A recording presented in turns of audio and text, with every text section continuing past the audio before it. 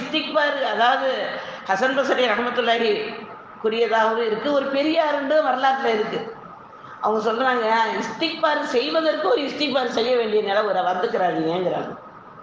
இஸ்திக்பார் செய்வதற்கு அடுத்து இஸ்திக்பார் செய்யக்கூடிய நிலையை உருவாக்கிறாதீங்கிறாங்க. ஏன்னா நம்ம செய்யக்கூடிய இஸ்திக்பாருக்கு திருப்பி ஒரு இஸ்திக்பார் செய்யணும், பாவ மன்னிப்பு.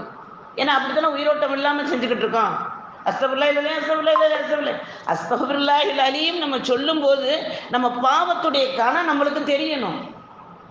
நான் பாவம்லாம் செய்யலைன்னு சொல்லக்கூடிய ஒரு மனிதர் கிடையாது. ஏன்னா ரசூல் ஸல்லல்லாஹு அலைஹி வஸல்லம் என்ன சொல்றாங்க, ஒரு நாள் ஒன்றுக்கு நான் 70 முறை 100 முறை நான் இஸ்திக்பார் ஓதுகிறேன்ங்கிறாங்க.